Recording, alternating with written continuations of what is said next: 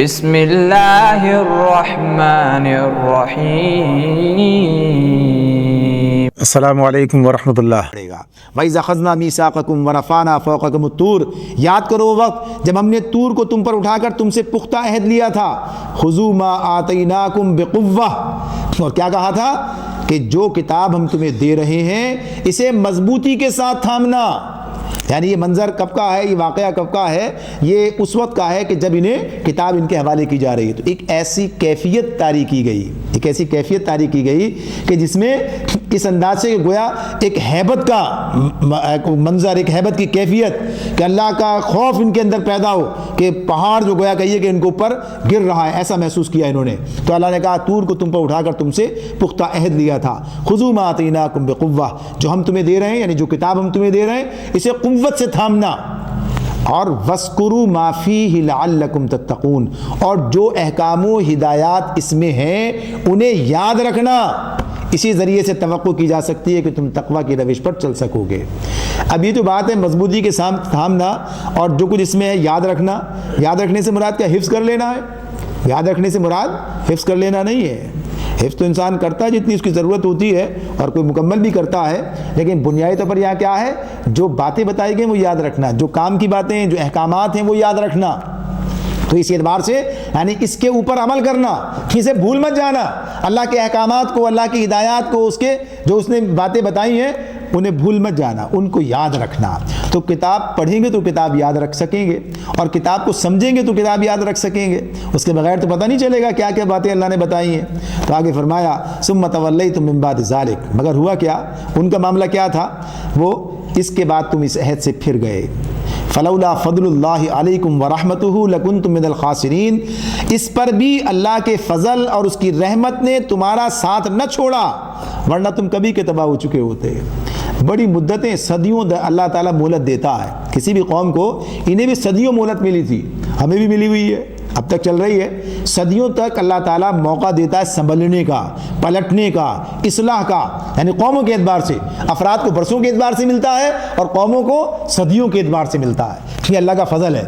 فرمایا وَلَقَدْ عَلِمْتُمُ الَّذِينَ اعْتَدَوْا مِنْكُمْ فِي السَّبْتِ فَقُلْنَا لَهُمْ كُونُوا قِرَدَةً خَاسِئِينَ، پھر تمہیں اپنی قوم کے ان لوگوں کا قصہ تو معلوم ہی ہے جنہوں نے سبت کا قانون توڑا تھا، تو ہم نے ان سے کہا کہ بندر بن جاؤ اور اس حال میں رہو کہ ہر طرف سے تم پر دھتکار پھٹکار پڑے۔ یہ پورا واقعہ سورہ اعراف میں آئے گا۔ سورہ اعراف کی 21ویں رکوع میں یہ تفصیل ہمارے سامنے آئے گی کہ جس میں یہ قصہ ہے کہ سبت کا قانون، سبت اصل میں ہفتے کے دنوں کہتے ہیں، اور بنی اسرائیل کے لیے قانون مقرر کیا گیا تھا کہ وہ ہفتے کو آرام اور عبادت کے لیے مخصوص رکھیں گے، اس روز کسی قسم کا دنیاوی کام نہ خود کریں گے، حتیٰ کہ کھانے پکانے کا کام بھی نہ خود کریں گے نہ اپنے خادموں سے لیں گے۔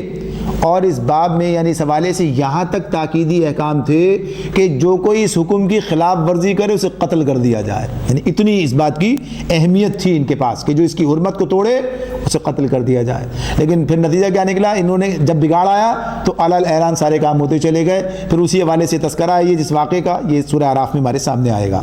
فرمایا اس طرح ہم نے، اللہ نے فرمایا کہ وہ جو بندر بنایا گیا تھا اس بارے میں کہا فَجَعَلْنَاهَا نَكَالًا لِمَا بَيْنَ يَدَيْهَا وَمَا خَلْفَهَا وَمَوْعِظَةً لِلْمُتَّقِينَ، اس طرح اللہ نے ان کے انجام کو اس زمانے کے لوگوں اور بعد کے آنے والی نسلوں کے لیے عبرت اور ماننے والوں متقین کے لیے موعظت، نصیحت کا ذریعہ بنایا، ڈرنے والوں کے لیے نصیحت کا ذریعہ بنایا۔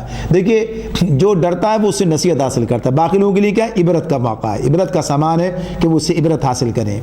وَإِذْ قَالَ مُوسَىٰ لِقَوْمِهِ إِنَّ اللَّهَ يَأْمُرُكُمْ أَن تَذْبَحُوا بَقَرَةً، اب ان کی حجت کا ایک منظر، ایک تذکرہ، ایک قصہ اللہ بیان کر رہے ہیں کہ یاد کرو جب موسیٰ نے اپنی قوم سے کہا تھا کہ اللہ تمہیں گائے ذبح کرنے کا حکم دیتا ہے، تو کہنے لگے کیا تم ہم سے مذاق کرتے ہو؟ قالوا اتتخذونا ہزوا، موسیٰ علیہ السلام سے کہہ رہے ہیں، اپنے رسول سے مکالمے ہیں ان کے، یہ ان کا حال ہے۔ جن لوگوں کو آج لوگوں نے اپنا کہیے کہ آئیڈیل بنا رکھا ہے، ان کا حال کیا؟ اپنے رسول سے کہتے ہیں اتتخذونا ہزوا، کیا آپ ہم سے مذاق کرتے ہیں؟ تو جواب دیتے ہیں موسیٰ علیہ السلام، قال اعوذ باللہ ان اکون من الجاہلین، موسیٰ نے کہا میں اس سے اللہ کی پناہ مانگتا ہوں کہ جاہلوں کی سی باتیں کروں۔ کیوں مذاق کرنا ہے جاہلوں کی بات ہے؟ نہیں، مذاق کرنا جاہلوں کی بات نہیں، اللہ کے نام پر مذاق کرنا جہالت کی بات ہے، یعنی اللہ کا نام لے کر دین کے معاملے میں جہاں مذاق یہ نہیں ہے۔ ویسے مزاح کی بات جو ہے وہ اپنی جگہ الگ ہے، لیکن یہ جس میں ایسی بات ہو اللہ کا نام لے کر دین کے معاملے میں، یہ جاہلانہ بات ہے۔ تو کہا کہ میں اس سے اللہ کی پناہ مانگتا ہوں کہ جاہلوں کی سی باتیں کروں۔